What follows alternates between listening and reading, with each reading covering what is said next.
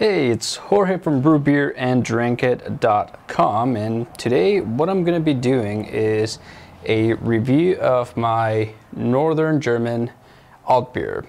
Now, the beer isn't exactly ready to be, I guess, judged. I think it needs a little bit more maturing time, but I've been trying just a little bit over the last few days, and I think it's reached a point where flavor-wise and pretty much all the aspects minus the appearance are pretty much where they need to be. So I'll go ahead and start out with the aroma on the beer.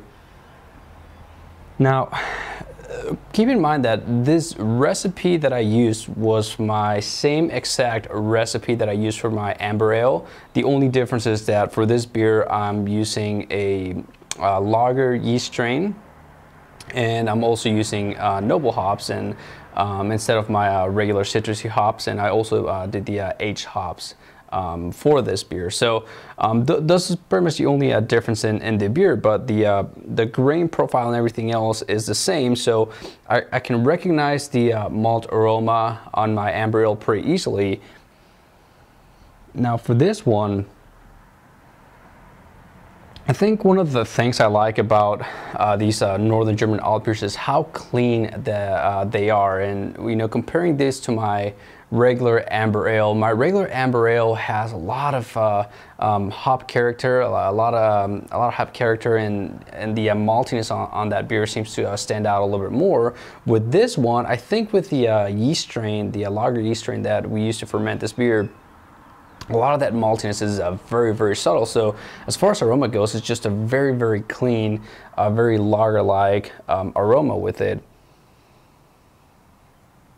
And you can still smell a little bit of the caramel character on the beer, but it's very, very subtle. I mean, you can hardly even notice it. So appearance-wise, like I said, the color of the beer is just right. The only thing is that it's right now still a little bit cloudy. I think it needs a little bit more time lagering so that it clears out a little bit more.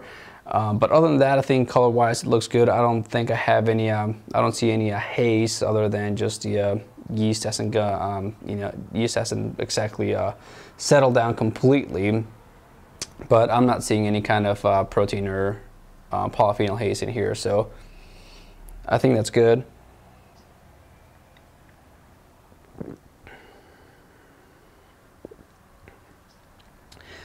Now comes the important part, tasting the beer. Taste-wise, again, it's very lager-like, very, very clean.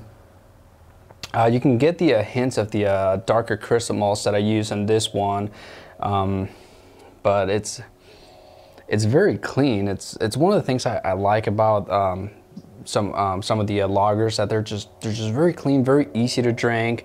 It has a nice dry finish.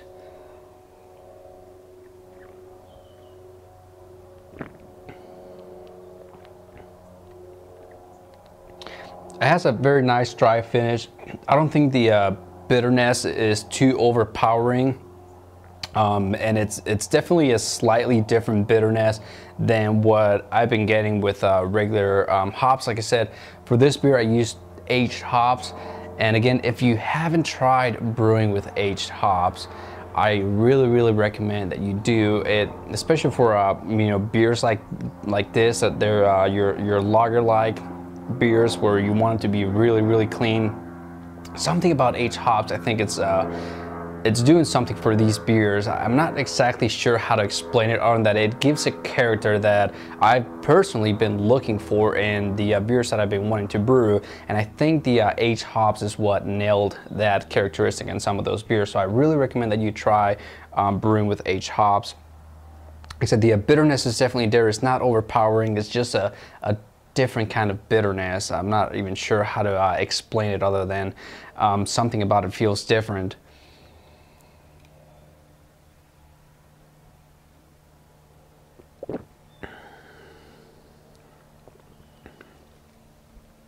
I think for the body of the beer, it's a little bit lighter, I think, than I would want it to be, although I'm not exactly sure if that's necessarily a bad thing. I know I mashed this beer at, the mash was at 152 degrees if I remember correctly. And so I don't think the body is too light, but I think one thing that I'm going to try next time I brew this beer, I might raise that temperature up to 154 degrees, see if that makes a difference. But other than that, I'm not really finding many faults in this beer.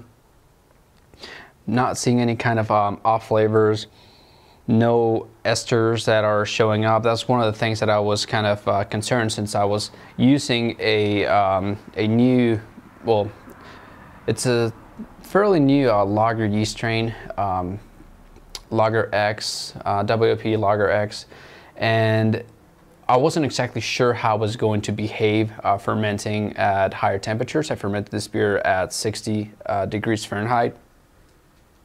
And so I wasn't sure if that was going to spit out a lot of esters or sulfuric character on the beer.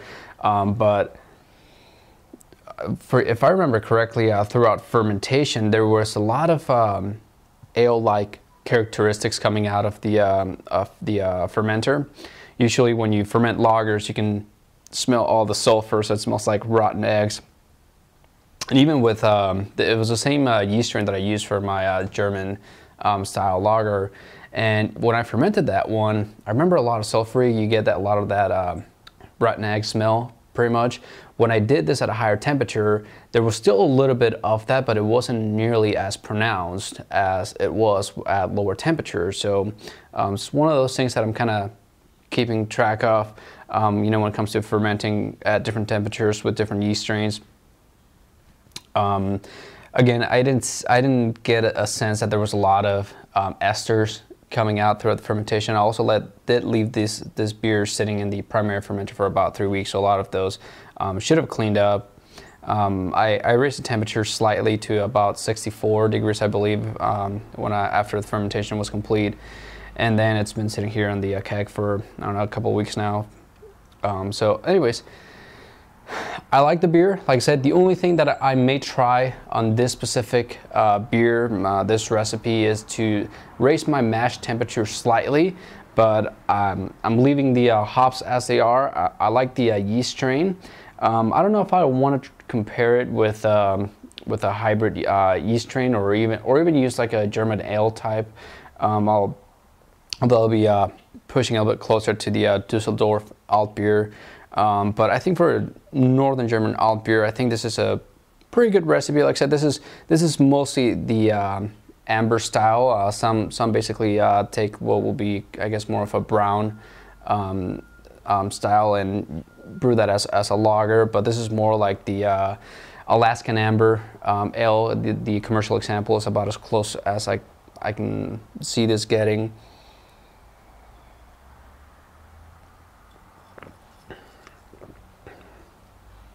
I find a lot of similarities actually between this one and the Alaskan Amber Ale. So anyways, I like the beer. I think you know, I'm comfortable saying that if you want to brew it, I think you're gonna like the recipe. Like I said, sometime in the future I may try to raise the mash temperature slightly, but at 152 it's really nice, especially if you want it for a summer beer, something that's very easy to drink. This is very easy to drink, has a very nice dry finish, bitterness lingers there just a little bit. Nothing harsh, nothing that, you know, I don't find overwhelming at all. So other than that, I like this beer. So stay tuned for more videos coming up, and we'll see you guys on the next video. Cheers.